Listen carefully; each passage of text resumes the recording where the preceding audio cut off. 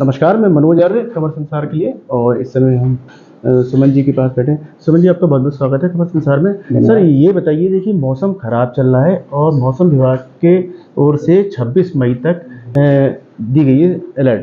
आज सुबह भी बिजली कल रात से कड़क रही है, तो किस लेवल पे तैयारी चल रही है आपकी ओर से, क्योंकि चार धाम यात्रा भी रन।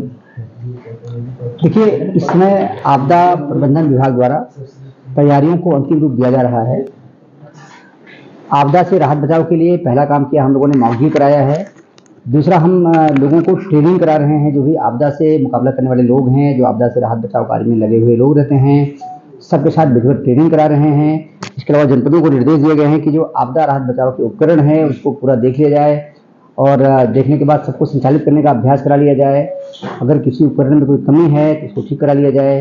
कोई ऐसे उपकरण हैं जो यूजफुल नहीं रह गए हैं, खराब हो गए हैं, मरम्मत के योग्य नहीं है, तो कमेटी बना के उसका वैल्यूएशन करके डिस्पोजल के लिए रणनीति बनाई जाए, ये काम कर लिया जाए। फिर जब बरसात ज़्यादा होती है तो कई जगह जलभराव की समस्या सुनने में आती है, देखने को मिलती है।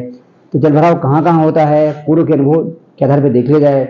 जल भराव का कारण होता है कि नेचुरल ड्रेनेज जो होता है, जो कहीं रास्ता होता है पानी बहने का, निकलने का, उसमें कुछ अवरोध आ जाते हैं, तो उसको नालों की सफाई के लिए कहा गया है और अवरोधों को हटाने के लिए कहा गया है कि हटा लें, ताकि पानी नेचुरल तरीके से पास हो सके और बाढ़ की स्थिति न उत्पन्न होने पावे।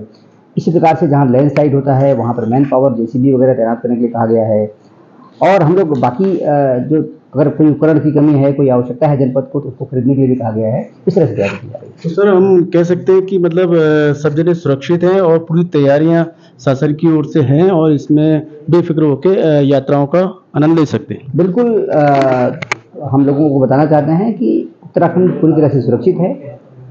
बस इतनी सावधानी बरती जानी होती है कि जब बरसात हो रही हो उस समय ट्रेवल न करें, बरसात के रुकने का इंतजार करें, ताकि आपको किसी प्रकार के व्यवधान न हो आपकी यात्रा में और आप सुरक्षित रह सकें। आपदा का सर जो रिस्पांस टाइम है वो बड़ा ही रिकॉर्ड किया जा रहा है, कितना बेहतर किया है पिछले समय से और क्या प्रयास हो रहे हैं सर? बताना चाहूँगा मैं कि पहले उत्तराखंड का हमारा रिस्पांस टाइम आधे घंटे से अधिक हुआ करता था। हम लोगों ने लगातार प्रयास किया, विभागों ने और सबने मिलकर प्रयास किया, और ये बताने में प्रसन्नता हो रही है मुझे आपको कि इस समय हमारा रिस्पांस टाइम 12 मिनट तक आ गया है। हम उसको और अधिक घटाने की कोशिश कर रहे हैं। कहने का तात्पर्य ये हुआ कि किसी प्रकार के आपदा की सूचना प्राप्त होने पर हम 12 मिनट के अंदर मूव कर जाते हैं। तो आप देख सकते हैं, आपने सारी चीज़ें सुनी और बेफिक्र होकर आप यात्रा कर सकते हैं। धन्यवाद। Thank you. ठीक, थैंक यू।